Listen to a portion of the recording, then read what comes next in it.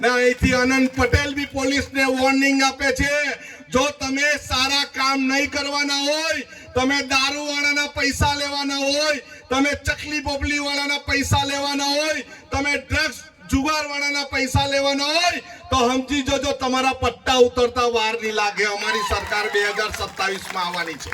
પોલીસના પટ્ટા ઉતારવાના જિગ્નેશ મેવાણીના વિવાદિત નિવેદન બાદ ગુજરાતનું રાજકારણ ગરમાયું છે. તેવામાં કોંગ્રેસના વધુ એક નેતાએ પોલીસના પટ્ટા ઉતારવાની વાત કરી છે અને વાંસદાના ધારાસભ્ય અનંત પટેલે જિગ્નેશ મેવાણીનું સમર્થન કરીને પોલીસને વોર્નિંગ આપતા શું કહ્યું છે તેની વિગતે વાત કરીએ આ વિડીયોમાં.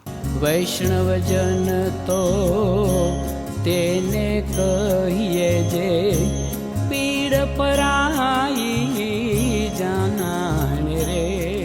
નમસ્કાર, નવજીવન ન્યૂઝમાં આપનું સ્વાગત છે. હું છું જયંત દાફડા.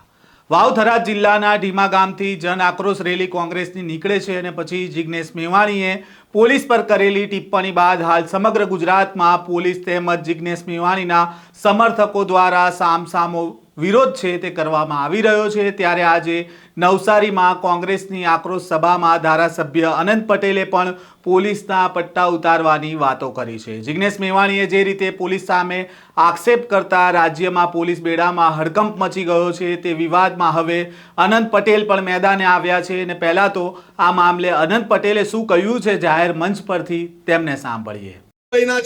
મારે તો તમારા માધ્યમથી એ ભાઈને પણ કેવું છે, જરાક પણ તમારામાં આદિવાસી ખેડૂતોના હિતનું છાંટો હોય તો આ ચાલુ કરાવજો ભ્રષ્ટાચાર વાળું, નહીં તો તમને બી 2-3 વર્ષમાં પાછા ઘરે બેહાડી દે. બીજા સાંસદ શ્રી હંમેશા કહે મેં આદિવાસી સમાજનું ભલું કરું. તારી સરકારે એક પણ આદિવાસી સમાજના ભલા માટે કાયદો બતાવ્યો હોય તો તું વાત કર. કાવેરી સુગર તારથી ચાલુ નહીં થાય, અમે ચાલુ કરીને તને બતાવું. અત્યારે જિગ્નેશભાઈ મેવાણી પર બધા તૂટી પડ્યા. એના માટે બધાને ખબર છે ને, હે ને?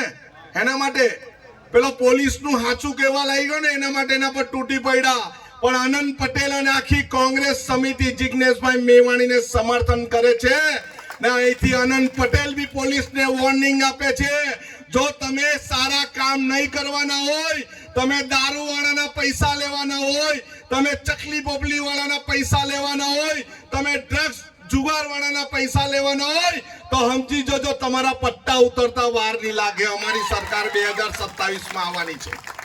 જિગ્નેશભાઈ એકલા નથી, જિગ્નેશભાઈની સાથે સમગ્ર આદિવાસી સમાજ છે અને જિગ્નેશભાઈને તમે હલાવી શકવાના નથી. એકવાર આસામની પોલીસ ઉચકી ગઈ, પાછી આવીને મૂકી ગઈ, એટલી તાકાત અમારા જિગ્નેશભાઈમાં છે. આ સરકારી તંત્ર માત્ર નેતાઓનું સાંભળે, આ સરકારી તંત્ર માત્ર મોટા મોટા અધિકારી હોય એમનું સાંભળે અને નાના લોકોએ કચડાવવું પડે. કબાટ ખોલીને બધું જોયું ત્યારે ખબર પડી કે અનંત પટેલના બાપુજીએ દાદાજીએ બી 4 શેર લીધેલા છે. એટલે અમારો અવાજ બી હવે વધી ગયો કે જે ચોર લોકો બેઠા છે ચીખલીમાં, એ ચોર લોકોને અમે છોડવાના નથી. આ જમીન તમારા બાપની નથી, આ જમીન અમારા બાપ દાદાએ શેરમાં પૈસા આપીને લીધેલી છે. અહીંયા આઈપીએલ કંપની વાળા કોઈ બાપનો માયકાલાલ આવે ને એને ટાટિયા તોડીને હોસ્પિટલ ભેગા કરવાની તાકાત અનંત પટેલમાં છે. નવસારીના સાદડવેલમાં કાવેરી સુગરની હરાજીના વિરોધમાં યોજાયેલી કોંગ્રેસ ખેડૂત આક્રોશ સભામાં અનંત પટેલે કહ્યું કે તમે સારા કામ ન કરવાના હોય, દારૂવાળાના પૈસા લેવાના હોય, જુગારવાળાના પૈસા લેવાના હોય, ચકલી પોપટવાળાના પૈસા લેવાના હોય, ડ્રગ્સવાળાના પૈસા લેવાના હોય તો સમજી લેજો તમારા પટ્ટા પણ ઉતરી જશે.